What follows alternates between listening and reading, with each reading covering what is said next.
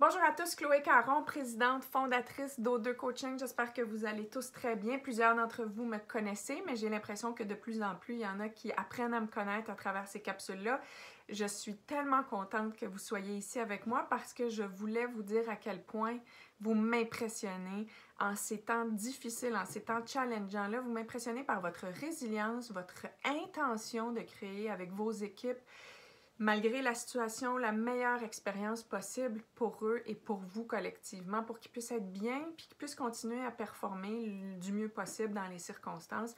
Alors, je voulais vous lever mon chapeau. On le fait peut-être pas assez souvent, puis on est tellement pris dans le quotidien qu'on oublie de se rappeler à quel point on fait une différence à titre de gestionnaire, à titre de leader. Je voulais vous le dire. Je voulais vous partager dans cette conversation-ci une question qu'on m'a posée hier. Je faisais une entrevue, puis le journaliste m'a dit « C'est quoi la meilleure façon de créer une culture propice à la croissance pour une organisation? » Alors, j'avais plusieurs éléments de réponse. Je voulais me concentrer sur un ou deux parce que je me disais que c'était une réflexion probablement très intéressante pour vous. En tout cas, je le souhaite.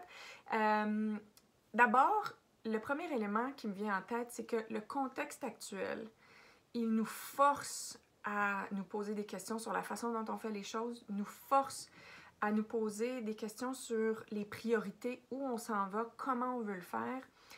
Et donc, tous les éléments qui étaient les éléments de culture sur la façon dont les gestionnaires, entre autres, et les employés se manifestent, c'est clair que pour moi, ce qui se passe en ce moment, ça devient un accélérateur pour ça. C'est pas facile, mais ça devient un accélérateur pour créer la culture que vous voulez créer au sein de votre organisation.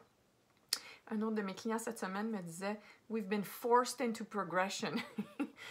Puis c'est le cas, « We've been forced into progression ». Donc, c'est sûr qu'il y a des aspects de ça qui définitivement qui nous sortent de notre zone de confort, mais en même temps, ça nous force vers cette progression-là, vers cette culture-là éventuellement que l'on veut créer. L'autre élément de ma réponse au journaliste hier, puis c'est vraiment là-dessus que je vais vous inviter à réfléchir, c'est sur la CSU, votre contribution stratégique unique. Pour moi, c'est la clé qui est à la base de la culture qu'on peut créer. Puis comment on évalue une culture? Il y a plein de mesures pour évaluer une culture.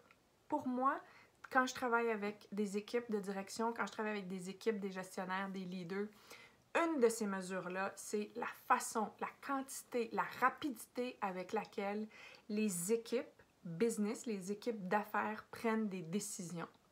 Plus vous allez avoir des équipes d'affaires qui vont prendre des décisions plus rapidement, à plus haut niveau, plus votre business a des chances de croître, d'être agile, de répondre à la demande rapidement. Parce que, puis je suis sûre que vous connaissez ça, là, toutes les organisations vivent ça à différents niveaux. Des décisions qui doivent remonter à 1, 2, 3 niveaux en haut, alors que potentiellement, si la structure, si les leaders avaient été prêts, ces décisions-là auraient pu être prises définitivement dans l'unité d'affaires originelle. Et donc, moi, c'est vraiment mon invitation, c'est de vous inviter à réfléchir à votre rôle là-dedans, vous comme leader. Est-ce que vous jouez votre niveau au niveau le plus stratégique possible?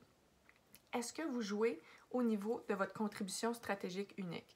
Parce que si vous ne le faites pas, ça veut dire qu'il y a toute une série de décisions, d'actions qui auraient pu être faites par quelqu'un d'autre dans votre équipe, une autre équipe potentiellement, et vous libérez, vous, votre focus pour être un leader visionnaire, un leader coach, un leader participatif et moins un leader, ce que moi j'appelle un leader pace-setter, un leader expert qui est concentré sur le comment.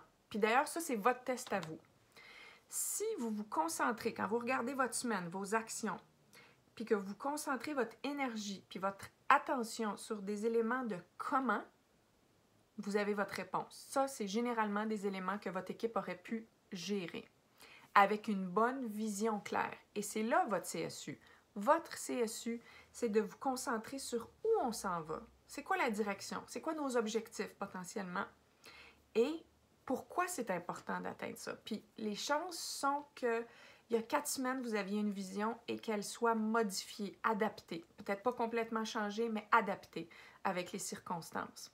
Ça, vous avez besoin d'être très clair là-dessus, puis vous avez besoin de donner un sens de direction clair là-dessus et donc d'être un leader visionnaire. dans vos styles là, de leadership, dans votre boîte à outils, le style visionnaire est très important pour ça. Puis pour permettre à vos équipes de trouver le comment, plutôt que de le dire, votre rôle, c'est d'être un coach, les aider à se poser les bonnes questions, les aider à trouver par eux-mêmes les solutions. Pour moi, plus vous êtes en mesure de faire ça sur une base quotidienne, à tous les niveaux de votre business, plus la culture de votre entreprise va être une culture où les gens vont être capables de bouger rapidement, d'être responsables, d'être engagés et donc de produire de la croissance pour votre organisation. Alors, prenez quelques instants, prenez 1 minute pour réfléchir aux 4 dernières semaines.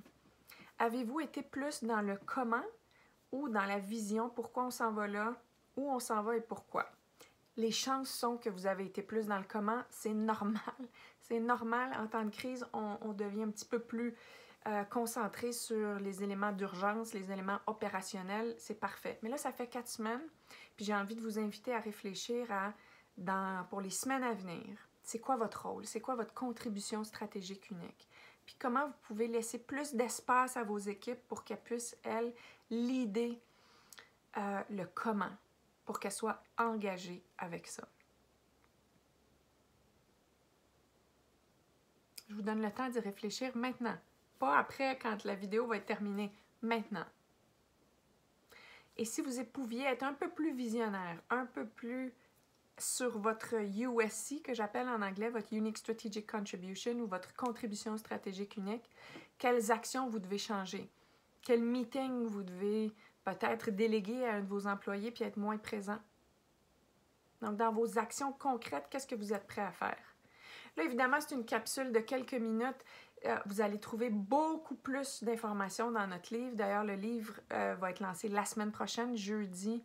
On a vraiment devancé le lancement du livre pour vous donner les outils. Tout ce que vous avez besoin va se retrouver dans le livre. Il n'a pas été écrit dans le contexte du COVID, mais vos questions sur comment communiquer, comment je peux avoir la meilleure posture de leader, comment créer de la mobilisation au sein de mon équipe, comment organiser des meetings efficaces, dynamiques, où les gens sont responsabilisés, mobilisés. Tout ça, vous allez le trouver dans le livre. Alors, je vous invite vraiment à vous le procurer, d'autant plus que tous les profits vont se rendre à une bonne cause, à la maison d'Athéna, qui est une maison qui supporte les femmes et les enfants qui sont victimes de violences physiques, mentales et sexuelles.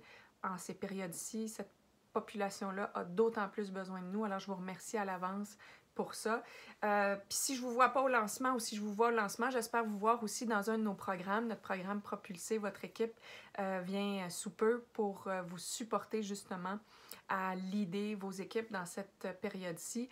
Et en plus, le gouvernement supporte notre programme, donc au plaisir de vous y voir. D'ici là, je vous souhaite d'être inspiré et inspirant.